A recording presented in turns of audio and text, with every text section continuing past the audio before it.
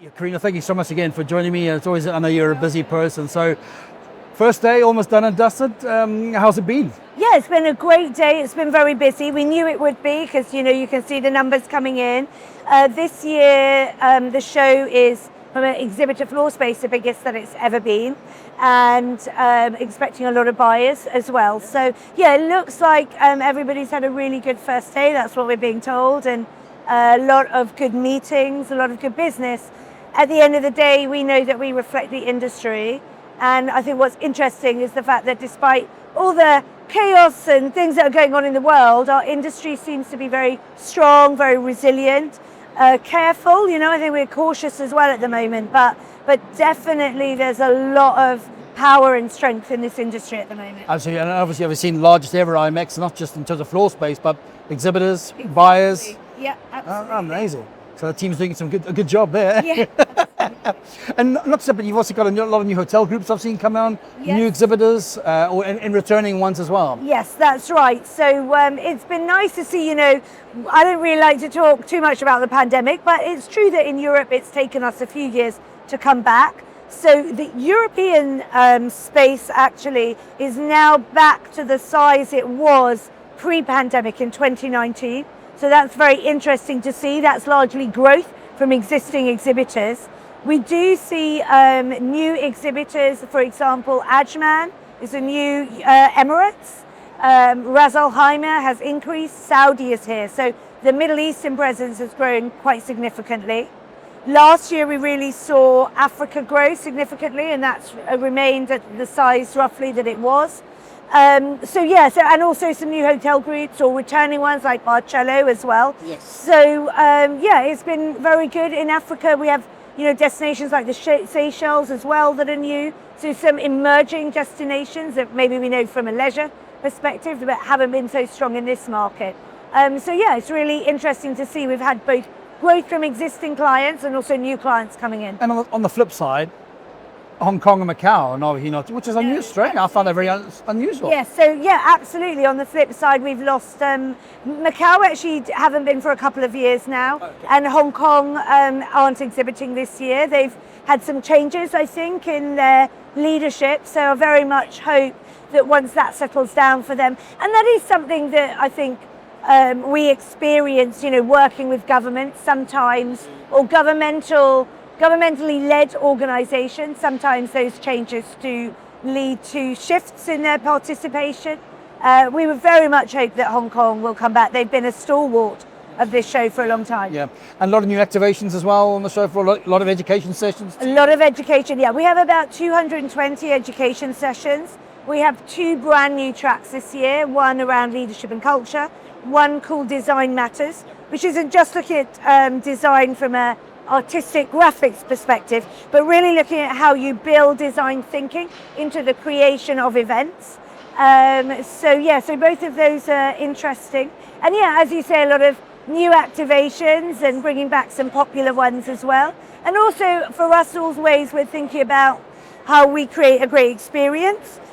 So even things like, for example, we have Lufthansa check-in counters at the show this year. So again, creating that smoother experience for our buyers where they can check their bags into at the show here, and they'll be taken to the airport. So, trying to think about all of those logistical innovations as well as the fun and learning as well. That's good to know. I'm flying Lufthansa. Oh, well, I'm going to have to. You just have to get yourself into the hosted by lounge. But oh, right, okay. Oh, I see. Yeah. There is a sticking point, fair enough. And also, you launched a new research as well, the Impact 2.0. We sort of touched on it when we last spoke. Yeah. Can you, obviously, first time on this side, can you tell me a little bit more about that research and what it entails and the reason behind it? Yeah, absolutely. So this is our second year of Impact as our talking point. So we're talking this year about Impact 2.0 and activating the future. So really, how can you utilize impact in an action-oriented way?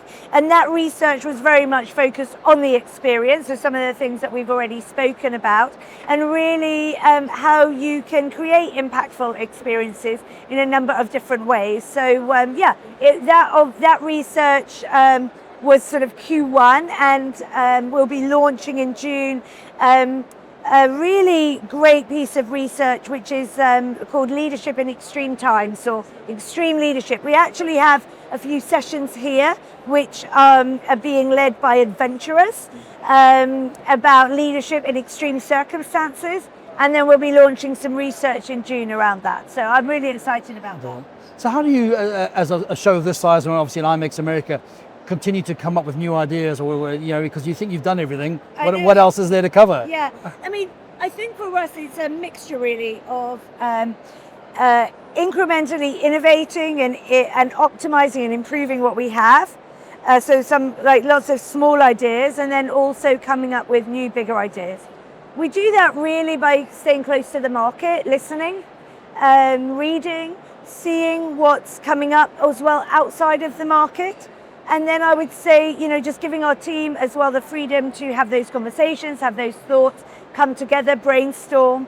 And a lot of it is trying to put your finger on the zeitgeist, on the pulse of what we see coming up in the world at large that we think will be impacting our industry. That's really where we try to come up with those ideas. So they're not necessarily brand new, but it might be new for our industry and our space. Yeah, and I think one of those in particular is sustainability, because at the moment a lot of people are saying it's the same message over and over again, but what's the next phase? What's the next steps? I mean, it's everyday talk now. It's what we have to do, but how can we? What's the next stage? And that nobody knows right now. Well, I think sustainability is interesting, isn't it? Because it's gone from being should we do it, nice to have, to being obvious and included in RFPs and in the way that we run events.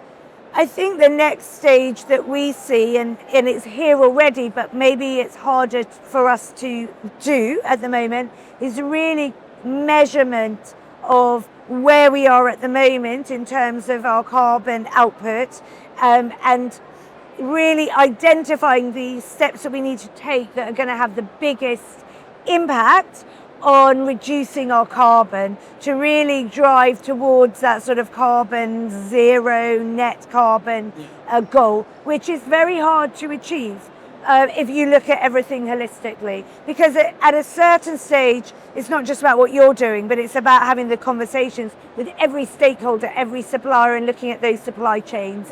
And that's where it gets a little bit more complex. Yeah, absolutely. And as you said, I think no impact without action. Exactly. Yeah. You have to put the effort in, absolutely. Yeah. You obviously had a better week. Remiss to say this, but with Brighton beating Liverpool, yeah, it's probably Ray a lot happier. That was a fantastic win last night. So we were very happy coming into the show with that win, especially it was in the 85th minute. A sub coming on, young sub, a Brighton boy. Oh, is he? Yeah, and great player, and he came on and scored within 2 minutes. So happy days last night. I thought it was offside, but anyway. Yeah, it was very marginal. We'll take it. No, absolutely, well done. Well, listen, congratulations on another successful show, and looking forward to the next couple of days. And always good to be here. Yeah, great to have you here. Thanks so much for your support. No problem. Oh, anytime. Thanks, Carina. Thanks.